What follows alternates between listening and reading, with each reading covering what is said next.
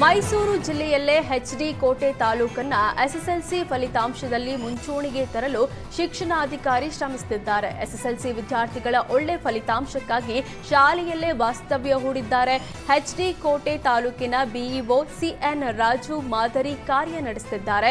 SSLC ವಿದ್ಯಾರ್ಥಿಗಳ ಹುರಿದುಂಬಿಸಲು ಶಾಲೆಯಲ್ಲೇ BEO ವಾಸ್ತವ್ಯ ಹೂಡಿದ್ದಾರೆ. ಬೆಳ್ಳಂಬೆಳಗ್ಗೆ ವಿದ್ಯಾರ್ಥಿಗಳ ಮನೆಗೆ ತೆರಳಿ ಮುಂಜಾನೆ 5 ಗಂಟೆಗೆ ಮಕ್ಕಳನ್ನ ಎಬ್ಬಿಸುತ್ತಾರೆ. ಪೋಷಕರಿಗೂ ಮಕ್ಕಳ ವಿದ್ಯಾಭ್ಯಾಸದ ಬಗ್ಗೆ ಮನವರಿಕೆ ಮಾಡುತ್ತಿದ್ದಾರೆ. ಪ್ರತಿ ವಾರ ತಾಲೂಕಿನ ಒಂದೊಂದು ಶಾಲೆಗೆ ಭೇಟಿ ನೀಡಿ ವಾಸ್ತವ್ಯ ಹೂಡುತ್ತಿದ್ದಾರೆ. ಅಕ್ರಮ ಗೋ ಸಾಗಾಟ ಪ್ರಕರಣ ಸಂಬಂಧ ದಕ್ಷಿಣ ಕನ್ನಡ ಪೊಲೀಸರು ಕಠಿಣ ಕ್ರಮಗಳನ್ನು ಕೈಗೊಳ್ಳುತ್ತಿದ್ದಾರೆ. ಇದೀಗ ಆರೋಪಿಯೊಬ್ಬನ ಮನೆ ಮತ್ತು ಕೊಟ್ಟಿಗೆಯನ್ನು ಜಪ್ತಿ ಮಾಡಲಾಗಿದೆ. ಗೋ ಹತ್ಯೆಗೆ ಅಕ್ರಮವಾಗಿ ಜಾನುವಾರು ಮಾರಾಟ ಮಾಡಿದವರ ಮನೆ ಸೀಸ್ ಮಾಡಲಾಗಿದೆ.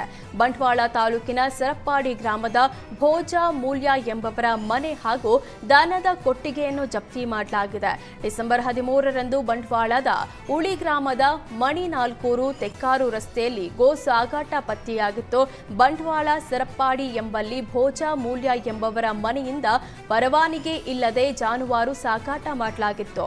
ಪ್ರಕರಣ ಸಂಬಂಧ ಪೊಲೀಸರು ಕಠಿಣ ಕ್ರಮ ಕೈಗೊಂಡಿದ್ದಾರೆ.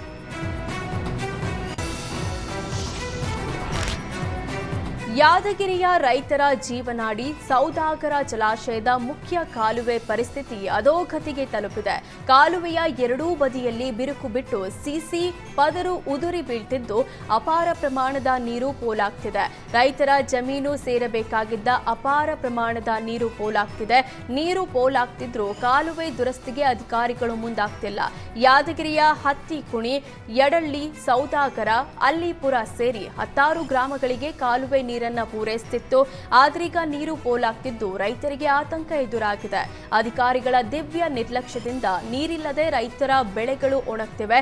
ಕಾಲುವೆ ದುರಸ್ತಿ ಮಾಡಿದ ಅಧಿಕಾರಿಗಳ ವಿರುದ್ಧ ಅನ್ನದಾತರು ಆಕ್ರೋಶ ವ್ಯಕ್ತಪಡಿಸಿದ್ದಾರೆ.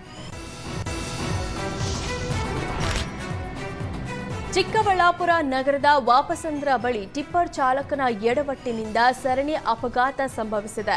ಮೊದಲು ಹೂವು ಸಾಗಿಸುತ್ತಿದ್ದ ಬೊಲೆರೋ ವಾಹನಕ್ಕೆ ಟಿಪ್ಪರ್ ಡಿಕ್ಕಿಯಾಗಿದೆ. ಬಳಿಕ ಅದೇ ಟಿಪ್ಪರ್ ಲಾರಿ ಆಟೋಗೆ ಡಿಕ್ಕಿ ಹೊಡೆದಿದೆ. ಅಪಘಾತದಲ್ಲಿ ಬೊಲೆರೋ, ಆಟೋ ಹಾಗೂ ಟಿಪ್ಪರ್ ಲಾರಿ ಸೇರಿ 3 ವಾಹನಗಳು ಜಖಮಾಗಿದೆ. ಎಲ್ಲಾ ವಾಹನಗಳ ಚಾಲಕರಿಗೂ ಗಂಭೀರ ಗಾಯಗಳಾಗಿದೆ. ಗಾಯಾಳುಗಳನ್ನು ಚಿಕ್ಕಬಳ್ಳಾಪುರ ಆಸ್ಪತ್ರೆಗೆ ದಾಖಲಿಸಿ ಚಿಕಿತ್ಸೆ ನೀಡಲಾಗುತ್ತಿದೆ. ಮೈಸೂರಿನ ನಂಜನಗೂಡಿನಲ್ಲಿ ಮುಸುಕುದಾರಿ ಗ್ಯಾಂಗ್ ಆಕ್ಟಿವ್ ಆಗಿದೆ. ಮಾರಕಾಸ್ತ್ರಗಳನ್ನು ಹಿಡಿದು ಮುಸುಕುದಾರಿಗಳು ಶಿಕ್ಷಕ ದಂಪತಿಯ ಮನೆಯಲ್ಲಿ ದರೋಡೆ ಮಾಡಿದ್ದಾರೆ. ಶಿಕ್ಷಕ ದಂಪತಿ ಮನೆಗೆ ನುಗ್ಗಿದ್ದ ಕಳ್ಳರು 10 ಲಕ್ಷ ಮೌಲ್ಯದ 180 ಗ್ರಾಂ ಚಿನ್ನ ಕದ್ದು ಎಸ್ಕೇಪ್ ಆಗಿದ್ದಾರೆ.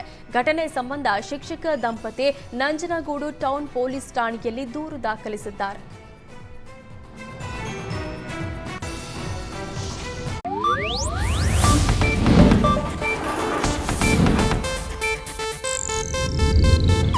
ಇದು ಏಷ್ಯಾನೆಟ್ ನ್ಯೂಸ್ ನೆಟ್ವರ್ಕ್ ಪ್ರಸ್ತುತಿ.